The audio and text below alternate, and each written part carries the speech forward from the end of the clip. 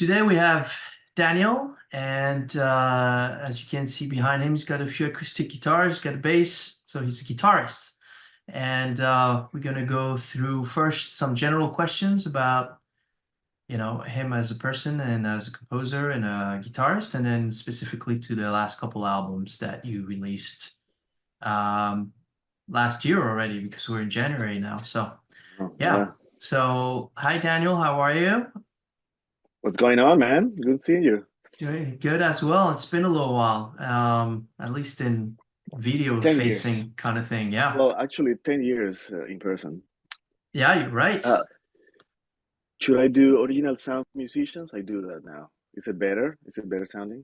Maybe not. No, Is it no worse? difference. Actually, it has kind of a lag or an echo. So So just so let's let's take leave it off. it. Yeah, it's recording great. You're sounding Okay, perfect. So yeah. excellent. So yeah, introduce yourself. Kind of what is your path with music and guitar, things like that. Yeah, so I started playing guitar at age 9. I was going to Catholic elementary school, and guitar was part of the curriculum. You have to play guitar and do sports and computer and religion. So I stuck with guitar. I love the guitar. And at the time in Colombia, there was the wave of rock in Spanish, rock in Espanol. So all this music was coming from Argentina, from Mexico, from Spain, and we loved it. And it was like the Beatles coming to Colombia or something. So yeah, I got hooked up with guitar, and so I got some money. My godfather gave me like some cash, and I went and bought a guitar, and I loved it. And I got a little book. It was called the Thunder Method for Guitar Learning, and I went through it, and I learned all the chords and things, and you know, it was exciting. And then I did learn through friends and playing with bands for many years. Many years, when you're a kid, say from 10 to 17. And then at 17, I went to college to study psychology because my family wasn't into like me being a musician. And at college, I was like walking through the campus, and I saw this guy playing something that sounded like King Crimson or anything, like on guitar. And I was like, wow, whoa, what's that, dude? And he told me, well, this is Leo Brouwer, and it's a piece actually written in 1956 called Danza Característica. And I was like, I want to do that. This is awesome. So I started taking private lessons with him. His name is Carlos Castilla. He's now the head guitar at the University of North Carolina, I believe. And yeah, so I switched my credits to music without telling my parents because I was already kind of an adult. I was able to do that. And yeah, and then I started classical guitar at the University of La Universidad de los Andes, the University of the Andes, and in Bogota for a few years, for 4 years, before I moved to New York. And then in New York, I connected with the Latin American community, Brazilians, Argentinians, Colombians, Cubans, people from Chile, Spain, anyone who spoke Spanish. We're like all playing music together. And through that, a place called, that still exists, called El Taller Latinoamericano, Latin American Workshop. I met uh, Fernando Otero, who's this amazing Argentinian pianist and composer, and he started giving me composition lessons. And I connected. He will have series of weekly concerts, and he will have different guests every week to open for him. And through that, I met Luis Yanes, who was my partner in crime in Pariahs Ensemble or Pariahs Ensemble. That was my band in New York. Mhm. That it was mainly in the beginning sort of, we're like both classical guitar players who were really unhappy with the classical guitar sort of like, not community, but sort of a approach to things. We thought at the time that it was limited in a way for the music that we wanted to do, and it was very tight and strict and aesthetically, and also in terms of I don't know, the kind of like the artistic posture. It wasn't like the thing that Mm. that like we like. And we always, I mean, also because we weren't like virtuosos or anything like that. So we were like, well, we don't fit in that world. We don't fit in the, in this sort of like jazz. So we are the pariahs, the pariahs. So we call ourselves Ah, pariahs. okay. And then we call out some friends to play with us. And at the time, it was like accordion and clarinet and drums, cello. And then eventually we had a bass player.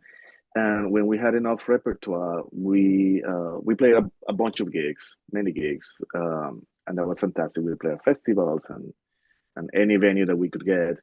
And then I had the opportunity to like make an album, and it was the discussion if it was going to be a Paris Ensemble album or my album, because most of the compositions were mine, or and then we had also an arrangement by Crimson that a friend from the band brought in the beginning. It was one time. We did one time, sort of in a Latin American rhythm with accordion and clarinet and bass. It was super fun.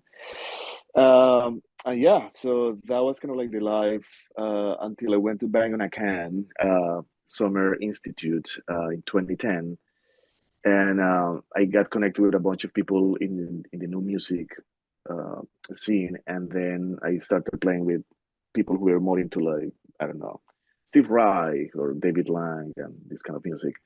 And so I came back from the camp, and I was like sort of revamp the idea of parias with my friend Luis, and we went towards a more improvisational sort of a new music experimental New York thing, and we dropped the accordion, we kept the clarinet, we kept the cello, and we kind of like changed drummers and bass players, and it turned into this like constant workshop where we had different musicians playing the repertoire and we trying different things.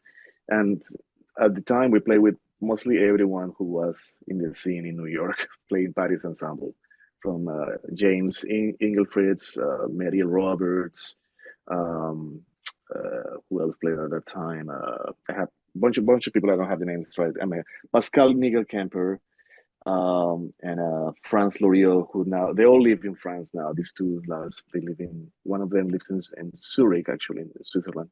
The one lives in France, and they're into the new music, sort of experimental scene. Not necessarily jazz, straight ahead jazz, but more like improvisational or European jazz kind of thing. So yeah, so and then we played for about yeah until like 2015 when Luis moved to Buenos Aires, and then kind of like the band dissolved because of that a little bit because I lost my main partner.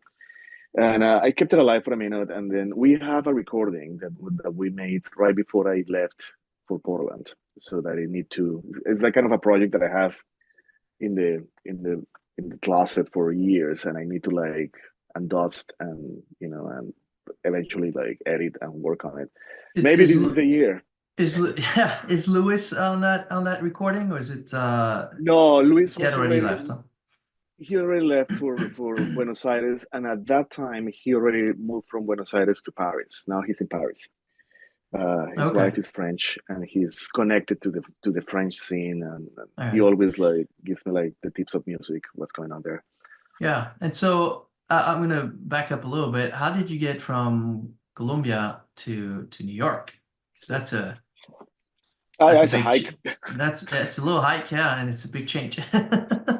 Well, I was, almost, I was in my last year of college. I'm a dropout, so I didn't do my graduation. I moved to New York instead, for Yeah. two reasons. I didn't have any money.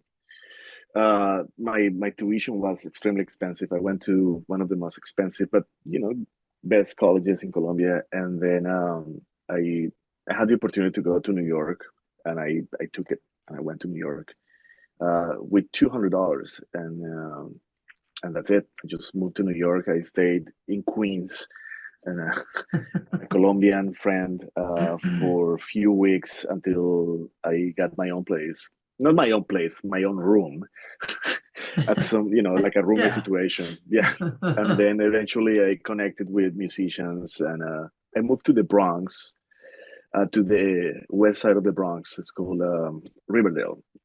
And then I connected with people from Manhattan School of Music who were my roommates. At the time, they were, I think, Agustin Strings used to sponsor master classes at Manhattan School of Music, and I will go to those. And I attend master classes with Barreco and Eduardo Fernandez and people who will come and visit. And I met all the guitarists, at NSM, and made a bunch of friends, and the people at some people at Juilliard, and then people on the street. So New York was kind of my liberal education in a way of playing out in the streets and learning myself. Then eventually took lessons with Fernando Otero, that I told you earlier, and I connected early on in my New York time with Guitarcraft.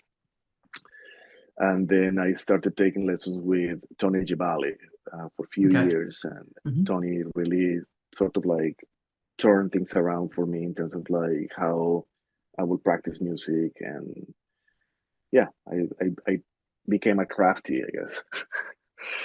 So when did you take those lessons with Tony? Was it do you remember the year? That was So that was between 2004 and 2008. My first Guitarcraft course was in 2004 in Raft Island, in Seattle. And then my first course with Robert was in 2005, the following year. Okay, so you did also take lessons with Robert and the extended Guitarcraft. Yeah, so the way it works, the way it worked in the 2000s, I guess, it was that Guitarcraft at the time already been around for 15, almost 20 years. Right. So all the instructors Tony was actually the first Guitarcraft instructor, and then like official instructor. So I learned everything through Tony, and then when I would go to courses, it was more of a philosophical, also technical experience with Robert, where we would have like one-on-one time for personal questions or ongoing projects, and he will offer advice and things like that. And then there were some times that like we will have more of a music sort of a circle work with him when he was tougher. I mean, he seems to be having a lot of time, a lot of fun nowadays. But like back in the day, I was like terrified by Robert, because he will hear everything, and he wouldn't save any commentary or like on what was going on. So it was terrifying, but also very inspiring to be around. Robert. Yeah. It's you mentioned Tony. It's funny because I saw Tony the first time in 98 or 99. He was touring with California Guitar Trio. They were doing what they call the Borders tour, which doesn't exist anymore. And I always joke with them that, hey, Borders doesn't exist, but you guys do. And then and then I saw him again in LA. He was with the Tragon band. He was at the Baked Potato, I think. Anyway, small, tiny place. Unfortunately, not a lot of people, but the music was fantastic. I don't think I've ever seen him again after that. I mean, now with Facebook and all that, you see, you connect and you kind of see what people are up to and things like that.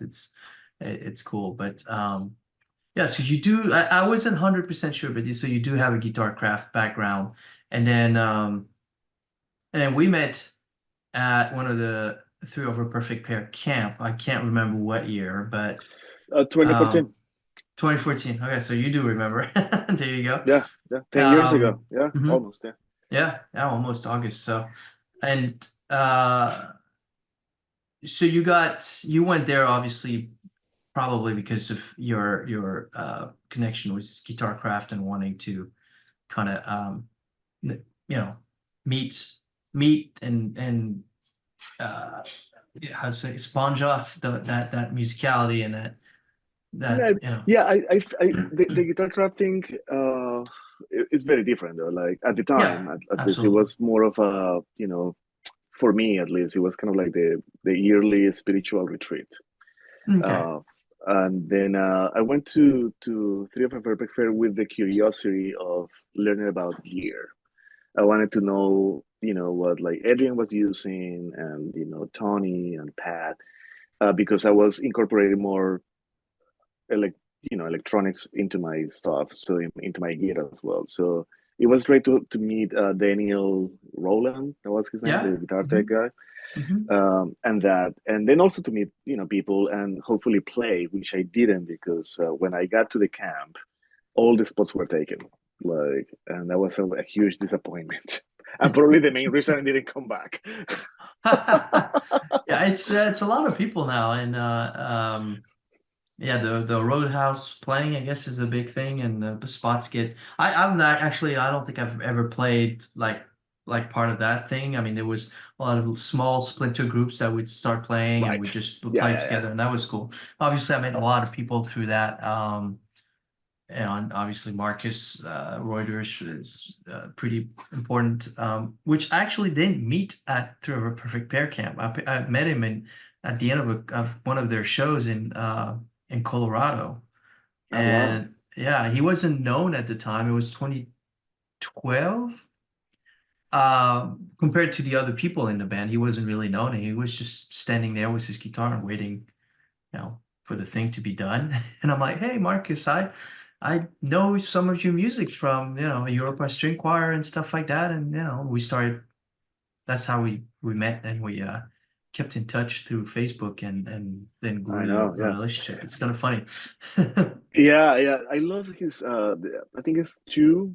Is that with Pat, that Mhm. record? Like early on, I had that record. I love I think it's called 1111. One track that is beautiful. Yeah. I love that track very much. And yeah, I knew of Marcus, and uh, but I didn't make the association at the time. When I got to the camp, I remember that oh, so like Marcus is also here, right? And Yeah. I think he brought some sort of I don't know, academic sort of like approach to it. That remember in the camp, like Adrian is trying to explain something, and he just didn't know how to explain it. He just Right. played it, Yeah. and it was like cool, but like, and he played it like a jugu jugu jugu. Like I think I was like, okay, can we just break it down? And he wasn't able to break it. He doesn't have like the academic sort of like approach Right. to it. I missed going to Pat's stuff, probably because of the nature of his instrument. He was probably able to like break down things in a way, for the slow people like me to understand. And just a lot of information that hits you during that 5 days. I was gonna say week, but it's not even a week, it's 5 days. It's Four and like a four half. days.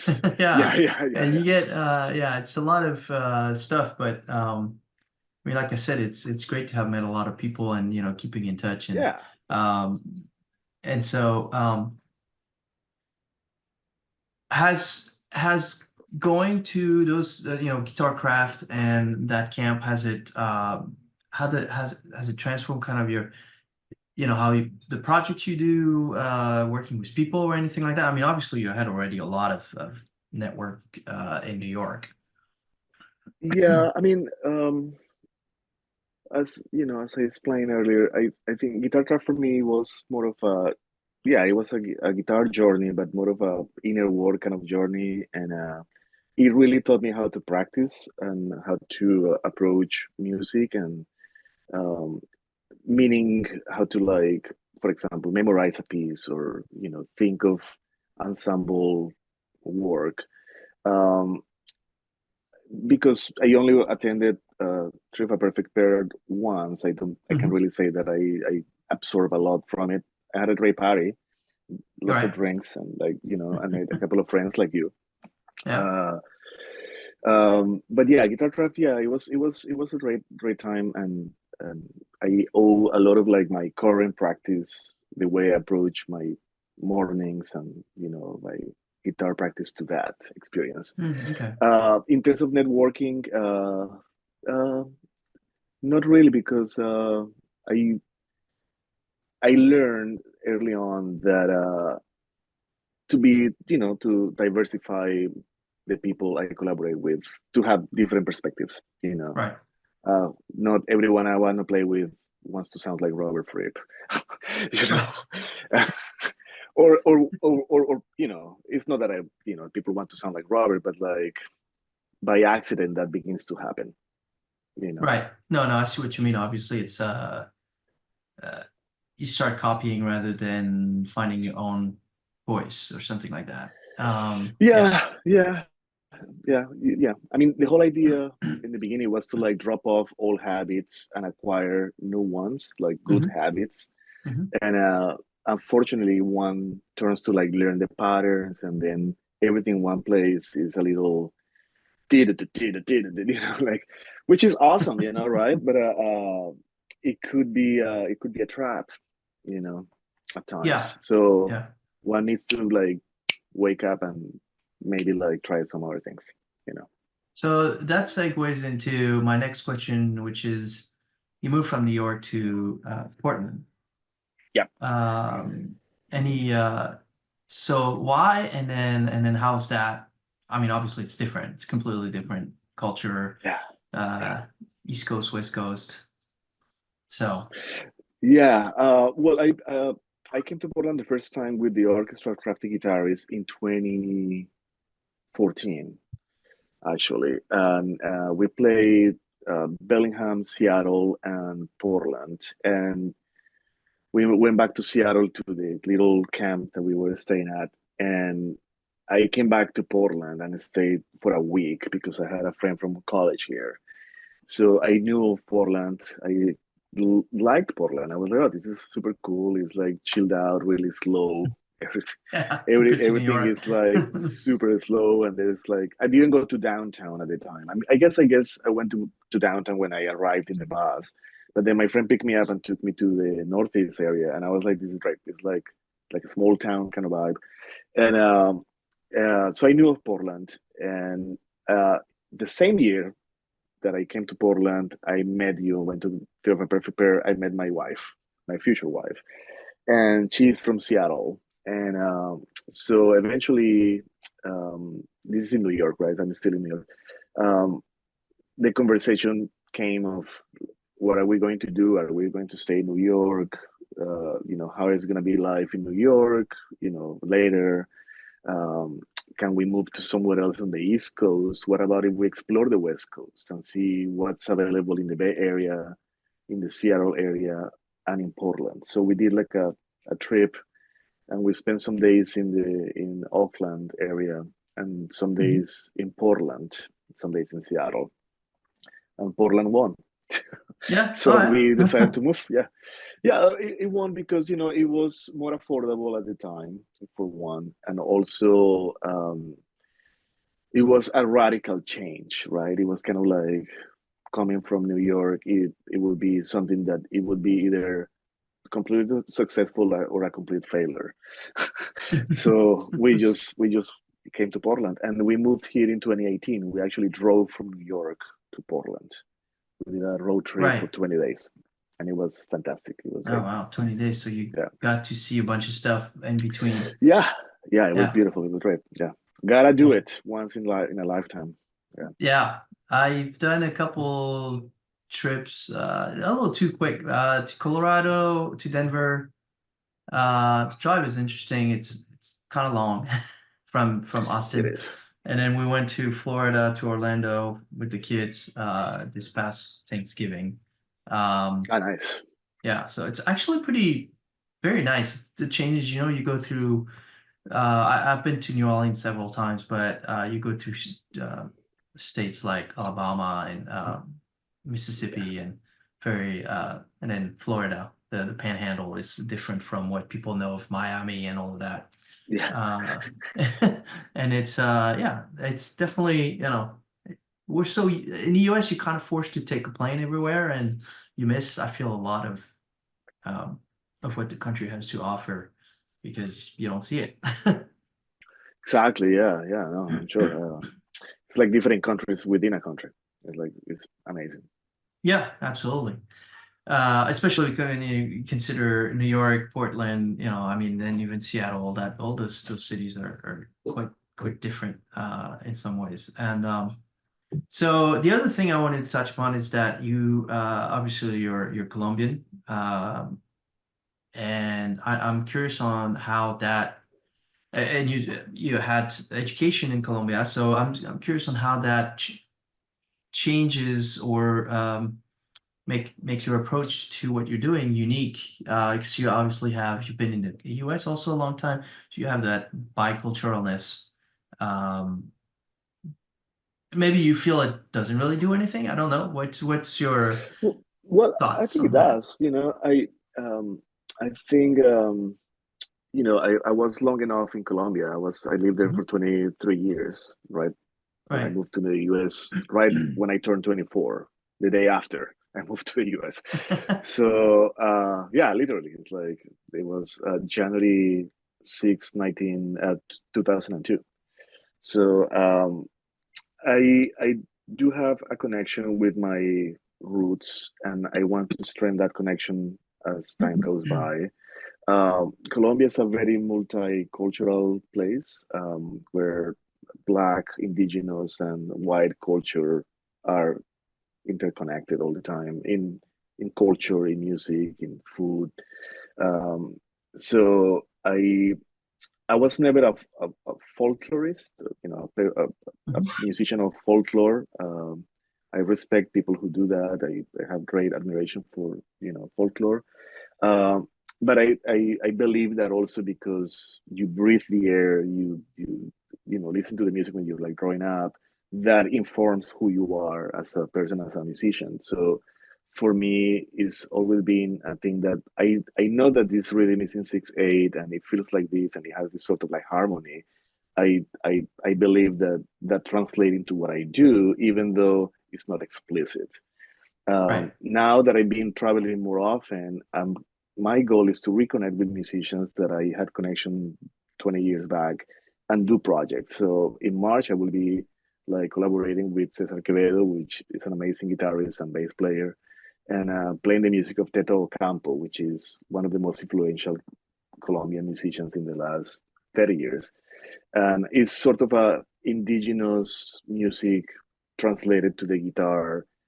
Imagine like South American gamelan. It's like fantastic. It's Oh, like oh, yeah. very like intricate, Intricate. beautiful, Yeah. fresh. It's really, really nice.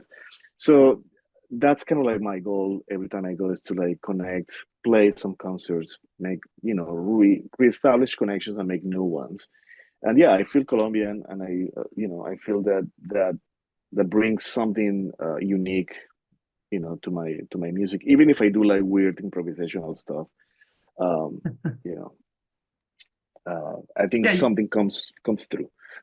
I mean, I personally can hear it, and that's why I was curious on what your thoughts were on that. And you go back. At least I've seen you going back recently, pretty um, uh, on a regular basis, and you do play gigs and do projects there, right? As you mentioned.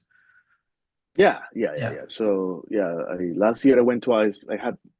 I had two opportunities to play, and I wanted them to be closer to each other, but they were actually not close to each other, so kind of like went back in the span of 2 months, like twice to different cities, and it was great. It was intense. I went. The thing with Colombia is like even though it's a small country, it's a very large country in a way because it has a lot of like different cultures. So if you go to the coast, it's a totally different culture than if you're in the mountains in Bogota or on the Pacific Ocean. It's the only country in South America that has like two. It's bi-coastal. It has like the Atlantic Right. coast on the top and the Pacific on the other side. So it's very diverse in that regard. So I, in the lifetime I have left, I just want to connect even more with my own roots. Yeah. Yeah, with your roots. Yeah. And one last question before we get into the albums is so what you do is um, pretty unique and particular. How do you find your audiences and gigs and things like that in the US or Colombia or wherever else you you play? I can understand New York has a lot of that kind of experimentation, things like that. I feel like other cities might not, so I'm just curious what's your experience there. Mhm. with. I hustle. I'm a hustler, man. I should say. I do different things, right? So I have like the more sort of like classical. I don't like to call it classical, but like acoustic, modern, contemporary guitar stuff. And I have the stuff that is a little bit more adventurous in a way. So I approach it on a project basis. If I'm doing this often, I'm gonna find opportunities to play that. If I have something more unique, I try to find opportunities where that is happening, and I play with people who do that. I, you know, I just try to like be as open and and adventurous as possible in the places that I perform and the doors I knock and and the emails I send. And sometimes people are welcoming, and sometimes the people don't respond. What are you gonna do? Yeah, and I'm assuming you are knocking on a lot of doors and sending a lot of emails because I know you've managed to do a workshop with Nick Birch in Yeah, Portland a few years ago. Um, so so yeah, obviously, making that work is like, okay, let's see yeah, what exactly. happens. Let's not Yeah, hesitate. And yeah. yeah. So we did actually two workshops, one in Portland, one in Seattle the following year, and both times I sort of collaborated with Steve Ball, Okay. who is crafty, Hmm. OG OG crafty, I guess. Right, out of And Seattle. Yeah. yeah, so there's the Seattle Circle is sponsored the one in Seattle, and then we had Trey on that one. And that's when I first met Trey in Okay. person.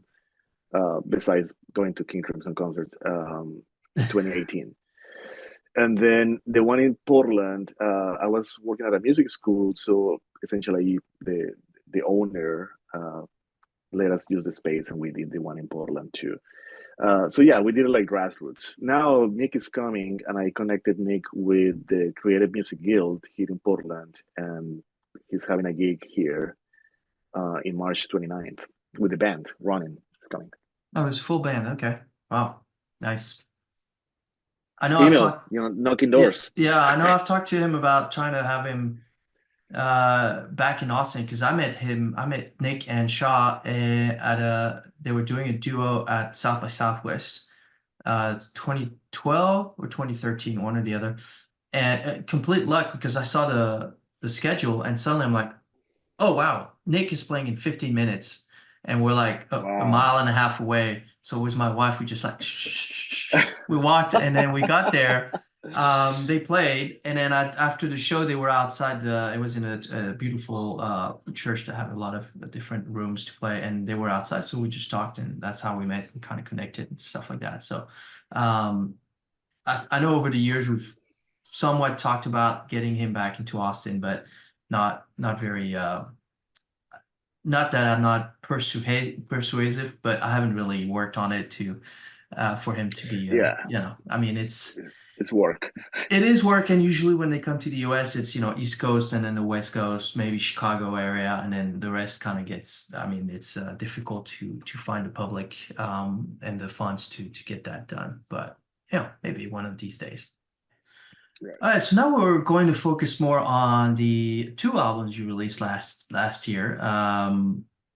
And your new album, the studio album, was produced by Tragan of King Crimson.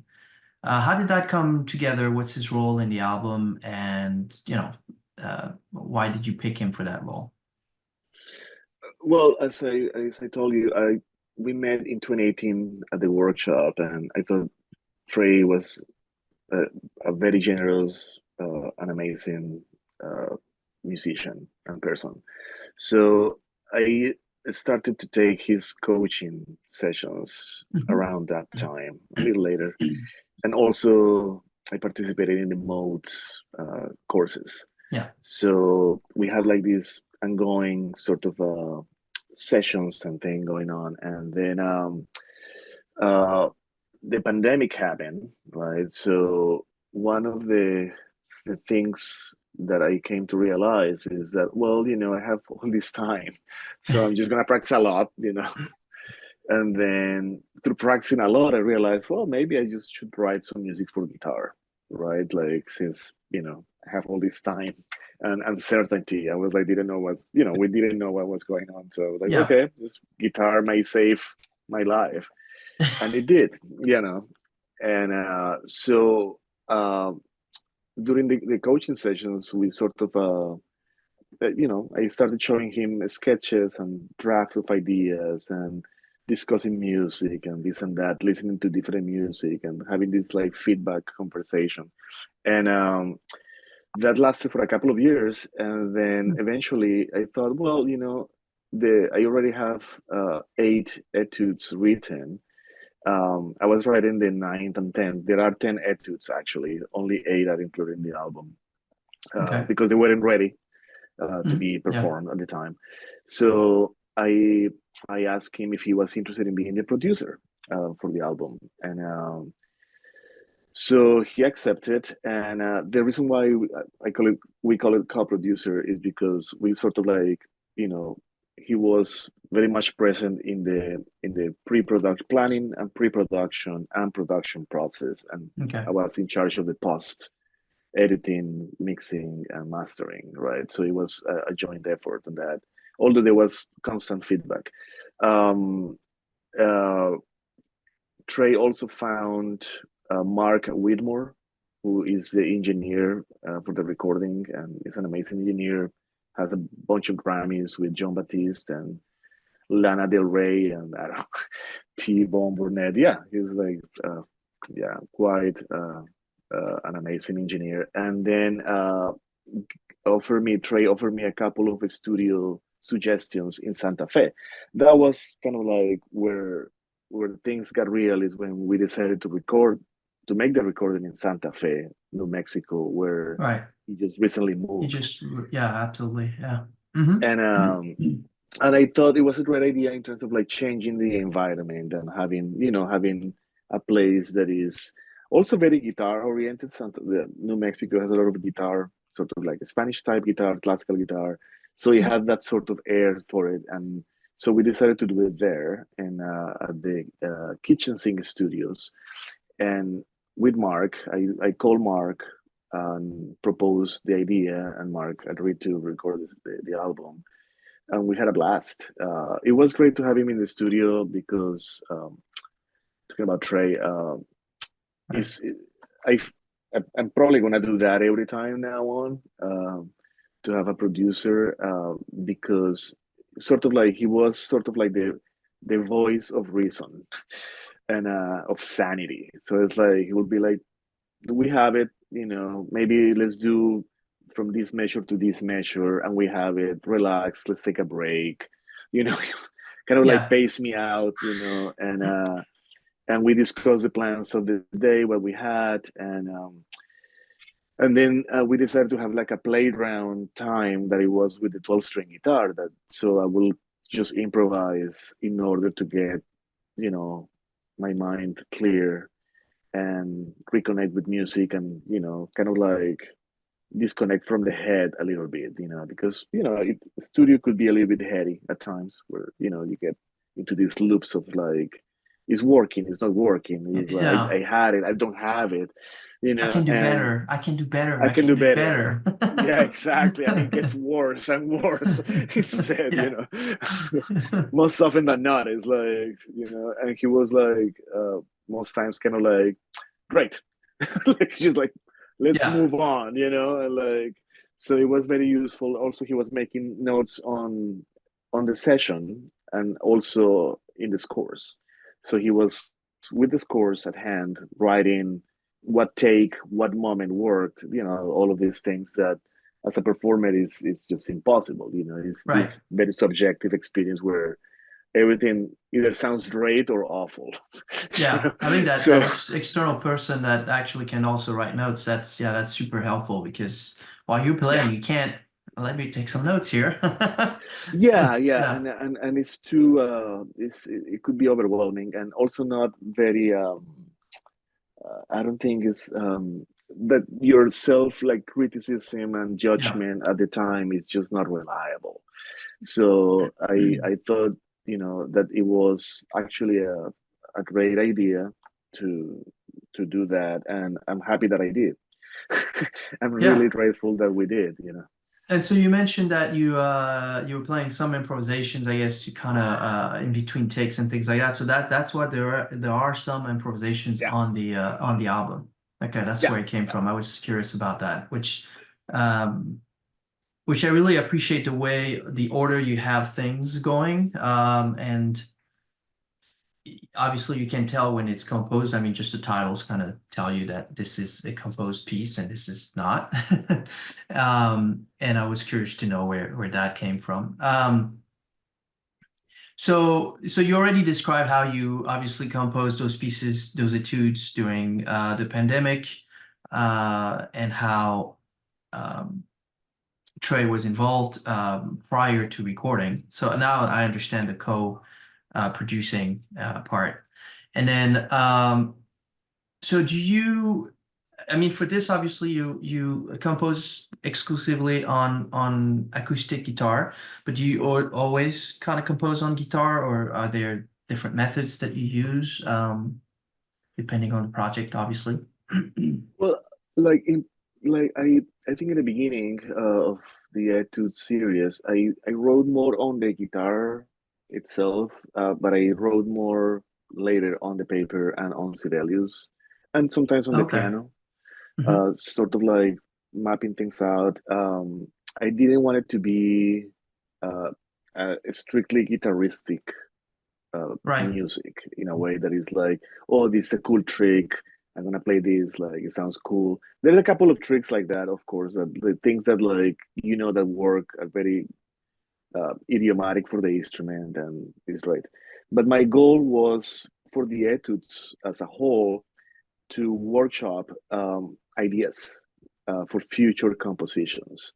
So that's why I decided to call them etudes. So they're not necessarily technical etudes where you develop, left hand and right hand skills, but instead I wanted to explore ideas. So each piece has like a couple or more of compositional musical ideas to explore. So that was kind of like the approach. In terms of like if I use the guitar to write, yes, sometimes, yeah, of course. And Hmm. sometimes I use the electric guitar to write stuff, that is more obscure, that is gonna come out this year probably. And I also use Ableton, as an instrument more than as a Yes. recording As a, device, you know. yeah, as a DAW or digital a DAW, DAW. Yeah, yeah, yeah. But Yeah. I'm more of a Logic person Hmm. for post Yeah. and yeah, and also like to record things. And for example, if I need to do overdubs, I will do it in Logic. But Yeah. it's you know, but Ableton is also a great instrument. I perceive it as an instrument, and I guess that's why, or the main reason that it was intended for in the beginning is to In the be more like beginning. Yeah. a Yeah. yeah. So And I'm still kind it's of like old school. Yeah. yeah, and it's still the part of that particular software that's great about it. I feel like the recording aspect, I mean, yeah, you can record. I feel like the editing part is a Yeah. little clunky. Yeah, it's easier on, like you said, Logic. I use Pro Tools. But Ableton is great. I mean, I use Ableton in my when I do solo stuff, and it's yeah, it's an extra instrument tool to do what you're doing. Um, so if to improvisation is important in your music. There's some in that album on with the etudes on acoustic guitar, but you've also released last year a live album of I think almost all improvised music, and it has Elliot Chart and Harvey Valdez on it. So that was done on New York in New York. Sorry. Uh, there's lots of guitars, obviously. Yeah. How did The guitar that? album. Yeah, it's a guitar album. How did that come about? Yeah. So I was going. My family uh, used to live in Staten Island, and my dad, my mom, and my brother. So I would go to New York often. Anyways, so I was planning a trip. Um, in April 2022, not necessarily to see my family, but I wanted to see my family too. But to play, because it was kind of like coming out of the pandemic. Hmm. I was like, I want to be in town. Um, and I thought, well, great to play by myself, but Harvey was just released at the time the Bach album, the electric guitar Bach album, and Elliot is someone that I always admired for many, many years. And recently I just reached out like to take some lessons, and I thought, oh, maybe like I do, have like Elliot and Harvey do their thing, and I do my thing, and then we have a concert. We have like a program, like a nice program. So Hmm. we did that at a place in Brooklyn, in kind of Williamsburg area. I forget the name. Shoal Street Music Studio, and Elliot, of course, he said like, well, what about if we improvise at the end? You know, and I was like, Yeah. oh, duh, yeah, let's do that. So essentially, I think I opened, Harvey followed, and then Elliot, and then the three of us got again on the stage and played for like 25 minutes non-stop, like some like wacko improvisations. So it was fun. It was yeah. So we did that, and when deciding the name of the night, I sent them like I made some posters, and I will call it like, I don't know, guitar something or whatever. And like Elliot is like, well, yeah, no, that this has been done many times, million times. So a schemas came out, and I was like, what do you guys think of this? You know, Oh, okay. and so we ended up calling the night string schemas, and then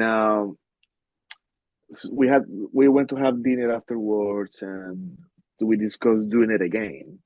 So I came back in November of 2022, and we did it again, but with our audience. Essentially, we just got together a couple of times at Elliot's apartment in the East Village, and we kind of like played together. I wrote some pieces, so some pieces are written in that. So, Hmm. but or kind of like half written, half text, or half instruction kind of a Yeah. thing. So the ones that are more instructional are credited by all of us because Hmm. they wouldn't be possible without their input totally. And then the ones that had more of a compositional like set approach are like credited uh, to my name because there was more of a plan. It was like the piece and da, da, da. Right. And I thought the meat of the material was the improvisation. Hmm. So those were the ones that are kind of like 80% of the album. Yeah. Right. Okay. And so the first time you guys played, it was a concert was in front of an audience, and then Yeah. the what's was released is actually uh, I guess more studio Well, yeah, we recording. just Yeah. booked the Just the same three the of you. same venue, same Same venue. venue, Yeah. daytime, and we just played, and Yeah. from I don't know 10 a.m. to like 5 p.m. and yeah, with lunch in between. Was launched in between. But prior to that concert, you guys had never played together, right? No, no, No, never played together. Yeah, it's on the no. internet somewhere. I There's a have video. to let you.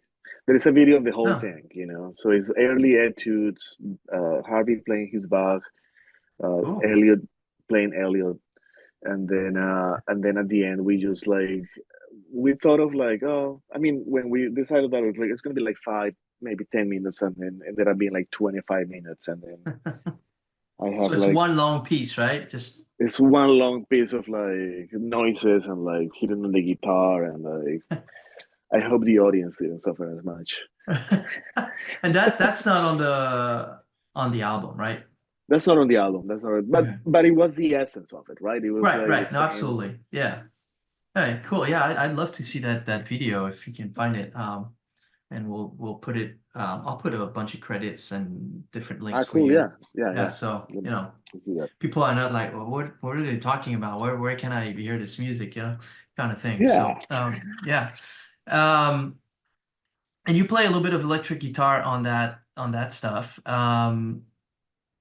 Is it in response to the other musicians, or you're just looking for different tone, different sounds? Do you have I know you're primarily, I think, an acoustic guitar player, and maybe I'm wrong, but that's kind of what I consider you. And then, but of course, I have some of your albums, and you play electric guitar as well. What do you have? How do you choose between the two if there's a Well, logic to the I mean, madness? yeah, well, they also did like acoustic and electric playing, so that was kind of like a little bit of the thesis of the thing. So like, what? Let's always have a different configuration of guitars in each piece. Yeah. So Elliot plays the Yango, the gypsy guitar, and he plays also a dobro and an electric guitar. Hmm. Harvey plays a 12 string and an electric guitar. And then I play the Spanish guitar and electric guitar. And so it was kind of like, okay, so let's do the same piece like acoustic. Let's do the same. So there is more takes. There's probably another album of takes because we have the same pieces, the written material, Hmm. in different formats, different configurations. Okay. Um, I wanted, to have like a different possibilities. That was kind of like the Yeah. the logic of it. Some things work better than in others, so, Hmm. that's how it went. Okay. And so those two albums were released on 7D Media, Trey's record label that he's had for a long time. Uh, has that been helpful for the album, for promotion, press, stuff like that? More of the, yeah, I guess the marketing part of making an album. The perks of the label. Well, Yeah. the press. I work with or we work with let's see, Glass Onion. Hmm.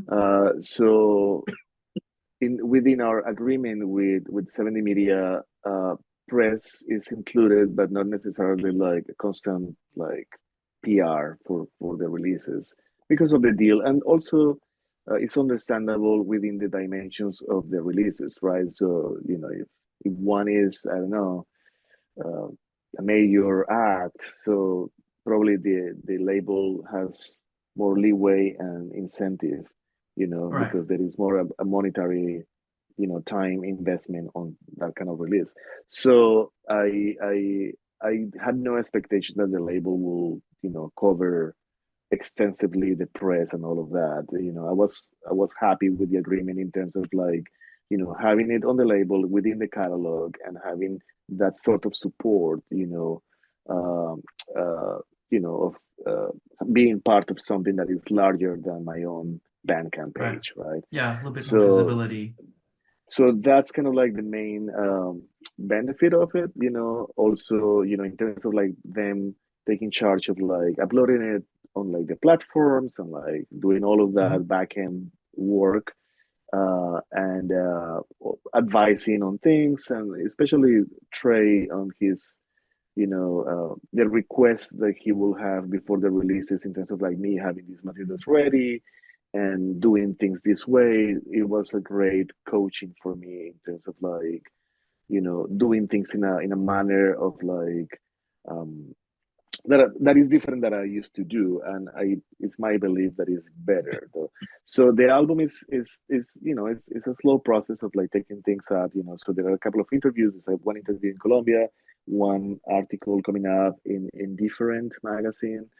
um what is happening with that? Some concerts that are like getting booked. So it's been great having that support in terms of being part of something else.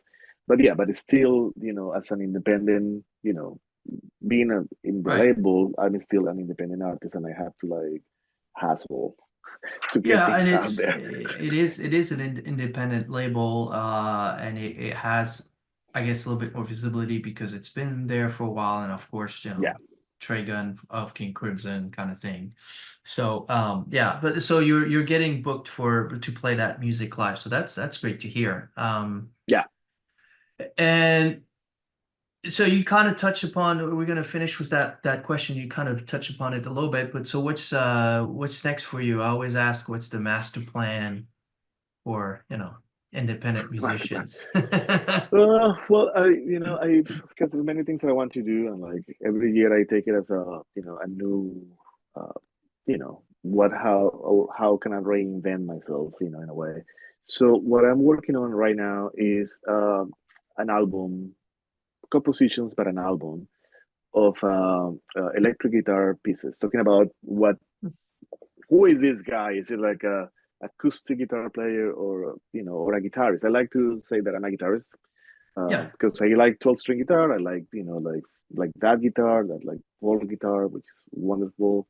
I like the electric guitar. I play in NST as well, and I play that's actually a crafty guitar, guitar craft one Oh, okay. tuning NST. Yeah. It's like like it's like an overpriced ovation essentially, but it's actually like a wooden guitar.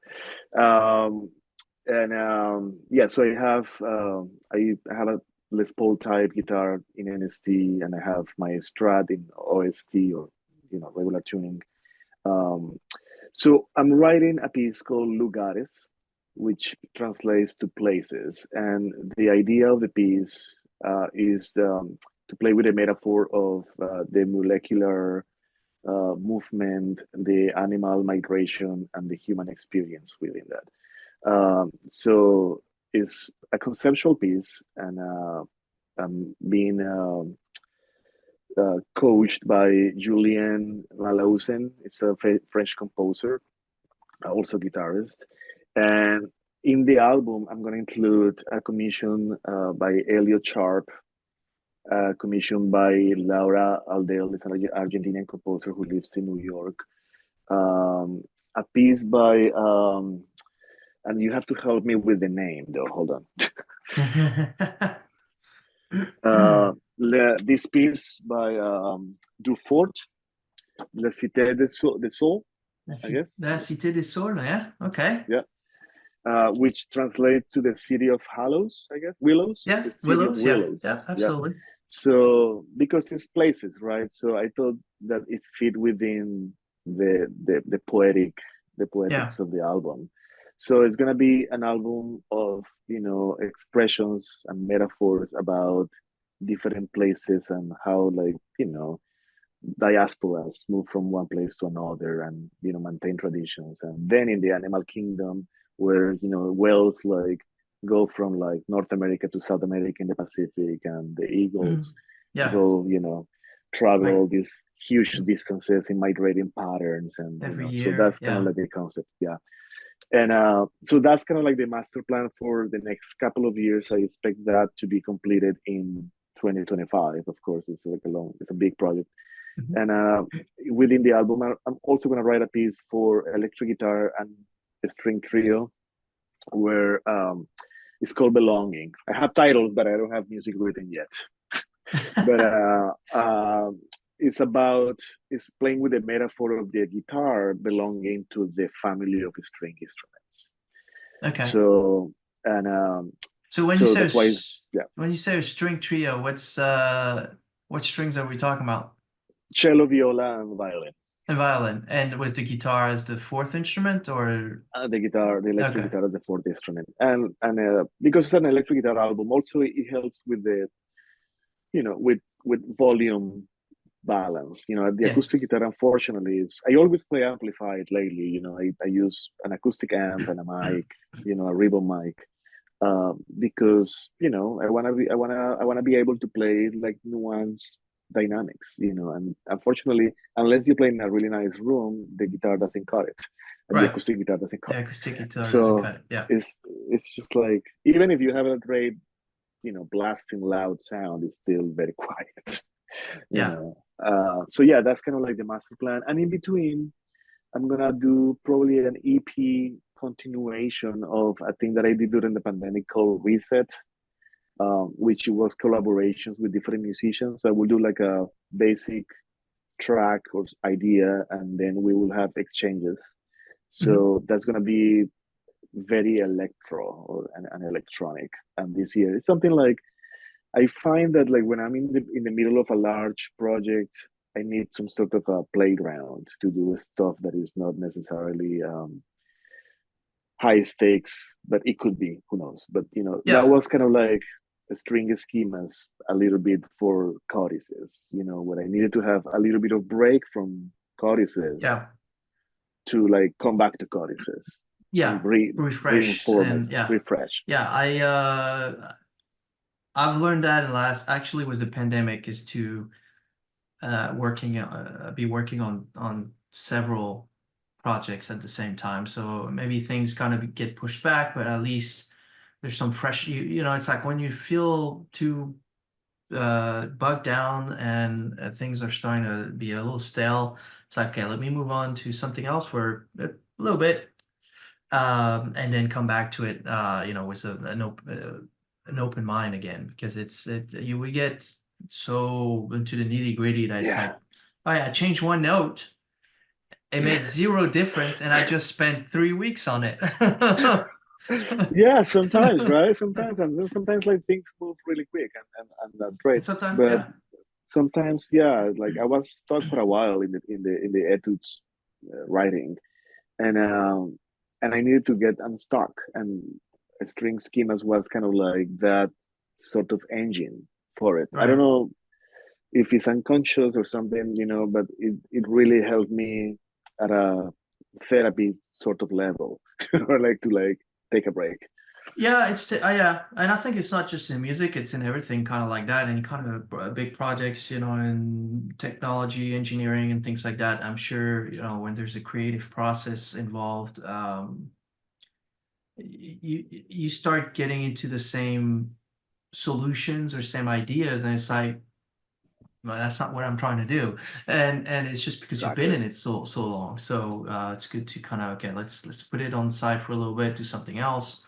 Maybe run outside, go in the rain or whatever, Right, whatever right, right. works, and then come back to it. And that's been very helpful because I used to be like, okay, this just is one project.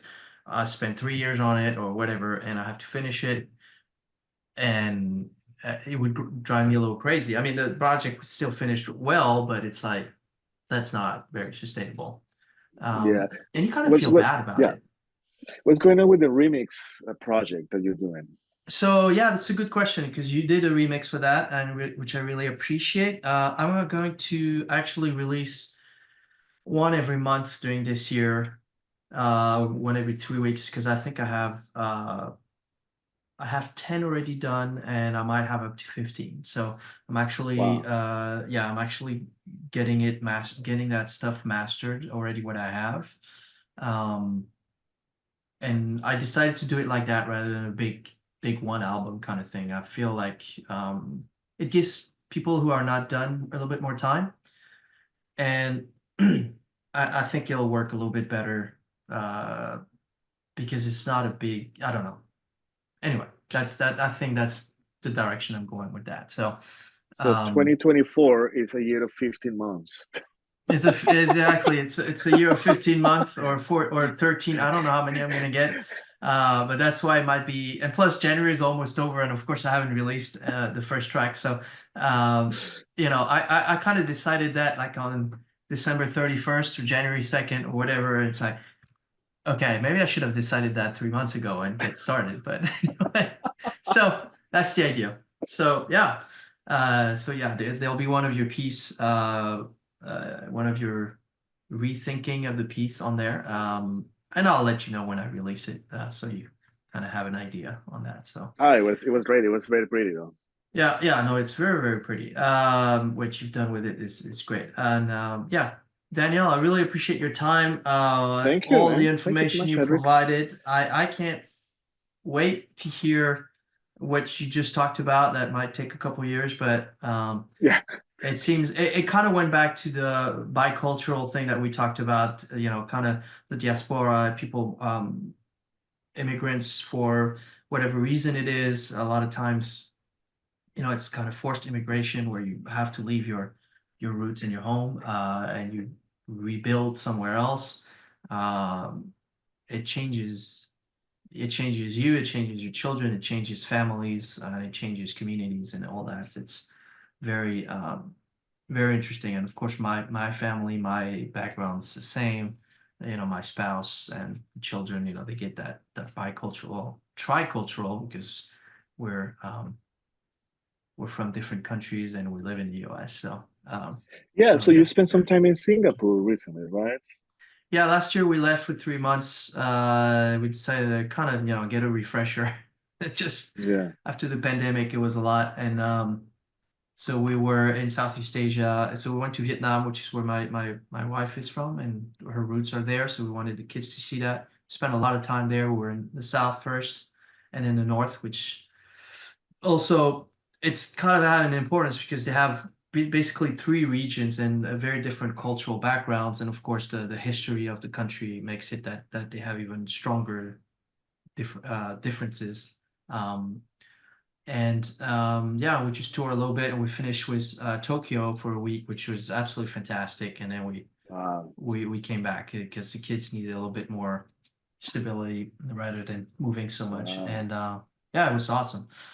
I'm kind of already itching to do it again. I mean, do Yeah, something like that. sounds But amazing. yeah, maybe I'll go back to Europe. It's been a while since I've been back home.